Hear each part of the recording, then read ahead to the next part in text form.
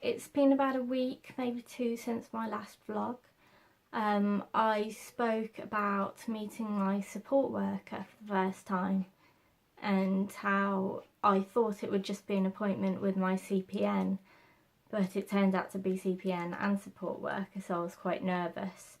But she turned out to be really nice. I mean, she really listens to every word I say, and she really picks up on my body language, which I feel a bit uncomfortable with, but I know she's supposed to do that really, because I'm not always going to say everything that I need to.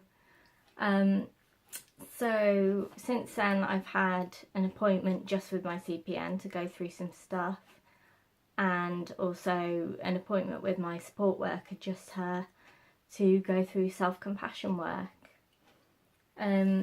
So it was about an hour, the session was, so I suppose you could call it therapy.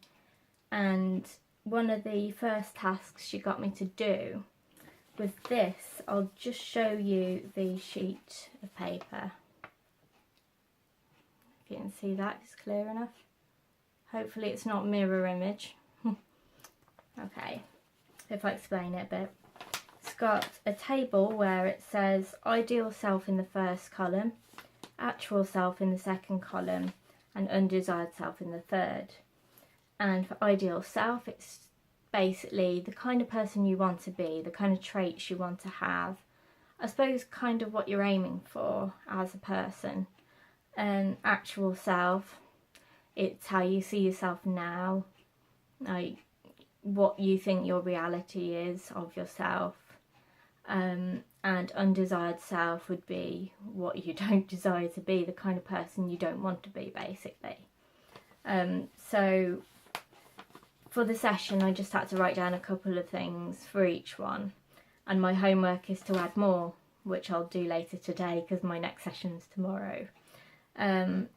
So for ideal self, one of the things I put was to be an activist, so someone who is supportive, they stand up for what they believe in, they stand up for other people, and they are assertive and to be brave, you know. So that's how I see an activist, and that's the kind of person I like to be. In terms of activism, it's to do with stigma on disability stigma and mental health stigma, and helping to break that down. And of course part of that involves talking to people who may not agree with you, or talking to people who may criticise you, and of course you've got to have that assertiveness there, because you have to know in yourself that you are right about some things, and you also have to learn, you know, you can be wrong about some things, and it's about taking that valid criticism and learning from it. So actual self was quite negative, how I see myself. Because I've not really been responding much to criticism, as in like unconstructive criticism. If someone sends me like some abuse or something, rather than responding, I tend to just block them. So this is online. So I see myself as cowardly for doing that. Even though I'm not obliged to respond to somebody, if I want to end a conversation, that's fine, I can end it. But I suppose I feel like I should be doing more by responding to people and teaching them, maybe. I mean, hopefully it will lead to them learning something, and if not, then at least I know I'll have tried. Yeah, so also I put not responding to criticism, so that's one of the examples of how I see myself. Now my undesired self, this was to do with asking for reassurance. I find that my image of myself is very much based on what others think of me or what others say to me, and I tend to pick up on the negative things quite a lot, which is quite normal really.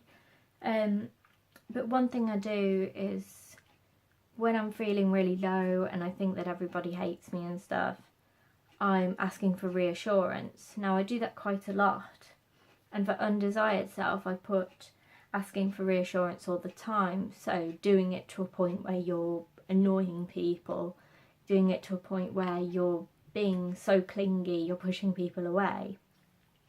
So those are the things I put. And the next task my support worker got me to do was what she called reducing the gaps between each of the columns.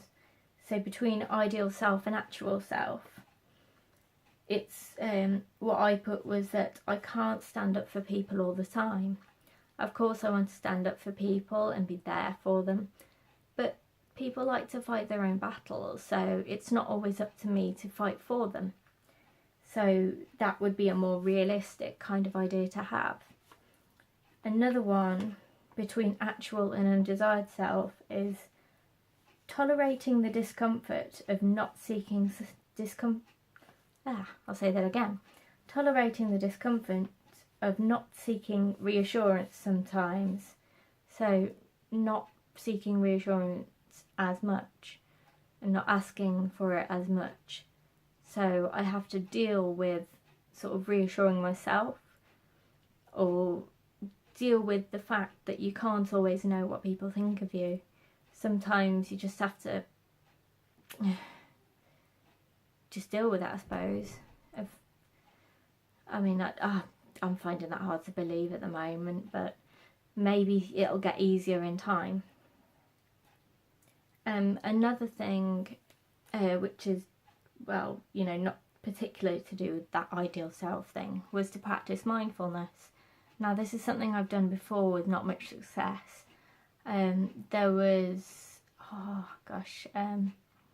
Headspace, I think the app is called, and you do 10 sessions of 10 minutes each time, and it's like a guided mindfulness meditation kind of thing, and it's about being in the present moment, but not particularly blocking thoughts that you have, but sort of accepting and letting them go. I mean, in practice, obviously, that's not going to happen all the time. There are going to be thoughts that you cling on to, but part of mindfulness is to try and accept that you will have certain thoughts and to just try and let them go. Try and just stay in the here and now and focus on things like breathing, how you're feeling at that particular time. So it's about sort of shifting that focus, I suppose. So my homework is to find more examples of ideal, actual and undesired self, and also to practice mindfulness every day. Now, I've not managed to do it every day, and it's something I find very difficult because my mind drifts so much, and if I'm worried about something, I'll feel the need to cling on, just cling on to that thought. I can't just accept it and let it go. It's like I'm constantly having to solve problems, if that makes sense. But I have done some mindfulness. She said even if just for a couple of minutes it's fine, at least I'm trying. So I'll tell her how that went. So I think also in the session we spoke about various things like what kind of things I think are leading to the problems that I have now. So we were talking a bit about the abusive relationship I was in, and also about the termination I had. And I thought I told her about it before, but I hadn't. So I was trying to explain it to her and I got quite upset. And she actually said she would recommend bereavement counselling to me, which, I feel like I need help to move on from this and just accept that I made the decision I did, and I guess I made the right decision for me, and I don't need to keep worrying about certain things. So I might talk a bit more about that when I'm able to. It's still a very difficult subject for me, and it's actually one of my triggers.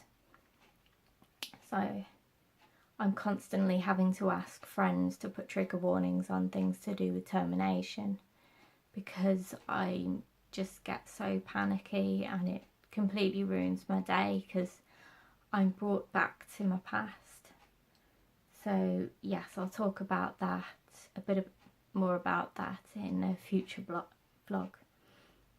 So